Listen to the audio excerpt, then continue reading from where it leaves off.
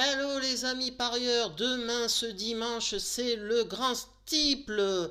Ah, ça va être des gros obstacles, ça va être beau à voir. Un petit retour en arrière, c'était la grande course de Haye à Auteuil ce samedi. Bon ben mon cheval il est pas là.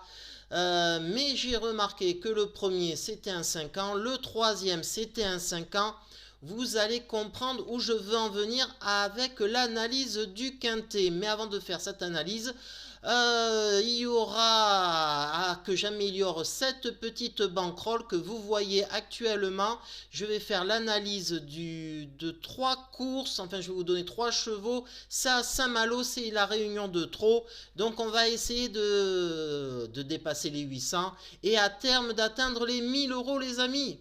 Donc je vous parlais en introduction de cette vidéo de 5 ans. Parce que mon tuyau les amis, je vais jouer contre le grandissime favori.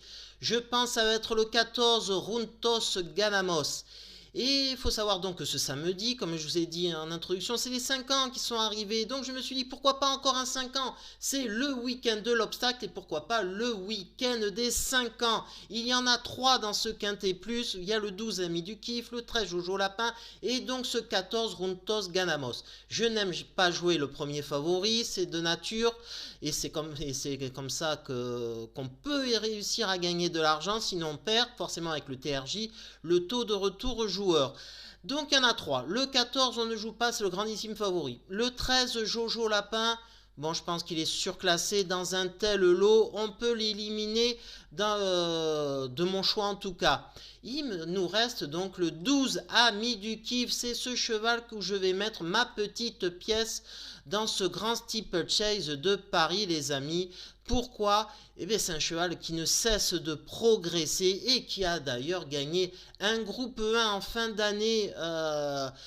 Donc avec le grand steeplechase des 4 ans, il a gagné ce groupe 1 le 12 novembre 2023. Donc avec Léopold Bréchet aux commandes sur la selle. Ensuite il a fait une rentrée discrète mais honorable à Auteuil en fin mars. Et puis ce 27 avril, sa dernière course, eh bien, il courait plutôt pas mal dans une course de référence. Donc on sait qu'il a la valeur groupe 1, que c'est un 5 ans. Léopold Bréchet le connaît parfaitement. Donc je me dis pourquoi pas la belle cote peut-être à 10 contre 1, ça peut venir de lui. Allez, je le tente, je mets ma grosse pièce même dessus. Donc vous avez mon 12 les amis, je vous le mets ici, c'est mon choix. Et donc il y a Saint-Malo comme réunion de trop, c'est corde à droite les amis, ça a quand même son importance. Alors j'ai 3 chevaux que je vais jouer. Alors ça sera pas des piments parce que je pense pas que ça soit des très grosses cotes à voir à l'usage. Alors il y aura le 407 les amis, Jurilovka que je vais jouer. Pourquoi? C'est un J, c'est un 5 ans, c'est même une jument. Une 5 ans qui a très peu couru, que 9 fois, c'est très peu hein, pour du trot à 5 ans.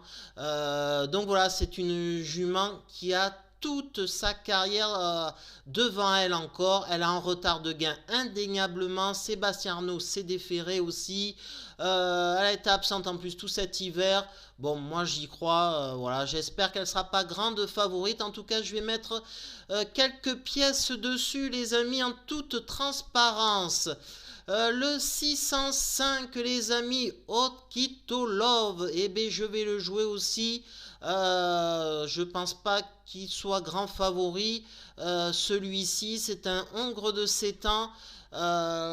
Pourquoi je le mets? Eh bien il est désormais sous l'entraînement de Cyril Chenu. Avant c'était Vincent Lebarque. Et Cyril Le Chenu, mais qu'est-ce qu'il fait? Eh bien, il appelle Jean-Philippe Monclin, il le défère au premier poteau. Je me dis, tiens, donc, ça sent la course visée à plein nez. Peut-être à une petite cote à 6-7 contre 1, ça serait pas mal. En tout cas, je vais mettre quelques euros dessus, c'est une certitude. Et dans la 8e, le Grand Prix, c'est un cheval que j'adore. Je vous l'avais donné en tuyau les amis, c'était à Caen dans un quintet plus où il avait gagné à 14 contre 1. Je le suis ce cheval pourquoi je vous disais aussi que le Saint-Malo c'est corde à droite, c'est un cheval qui est extrêmement performant corde à droite, 8 fois sur 10, et B, il est dans les 3 premiers, et 6 fois sur 10, je crois, de mémoire, il gagne corde à droite. Donc voilà les amis, il faut savoir que sa dernière contre-performance à Cholet ne compte pas. Il est emmuré vivant, rempli de ressources. Donc là, si c'est un cheval qui est capable de prendre tête et corde, ça lui fait pas peur, il peut imposer son train. Donc In Love Wish-Nu les amis, le 809 aussi que je vais jouer. Donc voilà, ça sera l'objectif de faire monter la petite tirelire en toute transparence qui est là, c'est ma bankroll.